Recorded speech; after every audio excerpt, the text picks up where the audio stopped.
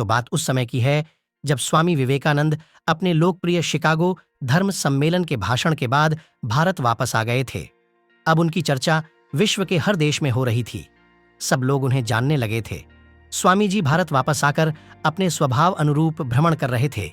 इस समय वे हिमालय और इसके आसपास के क्षेत्रों में थे।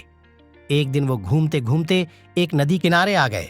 वहां उन्होंने देखा कि एक नाव है, पर वह किनारा छोड़ दी चुकी है। तब वे नाव के वापस आने के इंतजार में वहीं किनारे पर बैठ गए। एक साधु वहां से गुजर रहा था। साधु ने स्वामी जी को वहां अकेला बैठा देखा तो वह स्वामी जी के पास गया और उनसे पूछा, तुम यहां क्यों बैठे हुए हो? स्वामी जी ने जवाब दिया, मैं यहां नाव का इंतजार कर रहा हूं।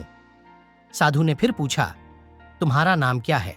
स्वामी जी ने कहा, मैं विवेकानंद हूं। साधु ने स्वामी जी का मजाक उड़ाते हुए उनसे कहा, अच्छा, तो तुम वो विख्यात विवेकानंद हो जिसको लगता है कि विदेश में जाकर भाषण दे देने से तुम बहुत बड़े महात्मा साधु बन सकते हो। स्वामी जी ने साधु को कोई जवाब नहीं दिया। फिर साधु ने बहुत ही घमंड के साथ नदी के पानी के ऊपर चलकर अपनी शक्ति का प्रदर्शन किया। कुछ दूर तक चलने के बाद साधु ने स्वामी जी कहा, क्या तुम मेरी तरह पानी पर पैदल चलकर इस नदी को पार कर सकते हो? स्वामी जी ने बहुत ही आदर और विनम्रता के साथ साधु से कहा, इस बात में कोई शक नहीं कि आपके पास बहुत ही अद्भुत शक्ति है, लेकिन क्या आप मुझे यह बता सकते हो कि आपको यह असाधारण शक्ति प्राप्त करने में कितना समय लगा? बहुत ही अभिमान के साथ साधु ने जवाब दिया, यह बहुत ही कठिन कार्य था।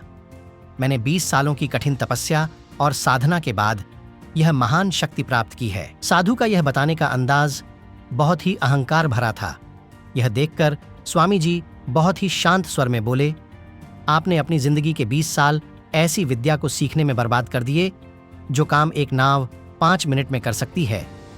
आप ये 20 साल निर्धन बेसहारा गरीबों की सेवा में लगा सकते थे या अपने ज्ञान और शक्ति का प्रयोग देश और देशवासियों की प्रगति में लगा सकते थे, परंतु आपने अपने 20 साल सिर्फ 5 मिनट बचाने के लिए व्यर्थ कर दिए। ये कोई बुद्धिमानी नहीं है। साधु सिर झुकाए खड्डी ढीढ़े रह गए और स्वामी जी नाव में बैठकर नदी के दूसरी किनारे चले गए। इस प्रकार इस कहानी ने हमें बताया कि ज्ञान और शक्ति का सही प्रयोग आवश्यक है। किसी शक्ति को प्राप्त करके यदि हम उस पर घमंड करते हैं तो यह मूर्खता है। शक्ति का सही जगह पर सही इस्तेमाल करना ही वास्तविकता में बुद्धिमानी है।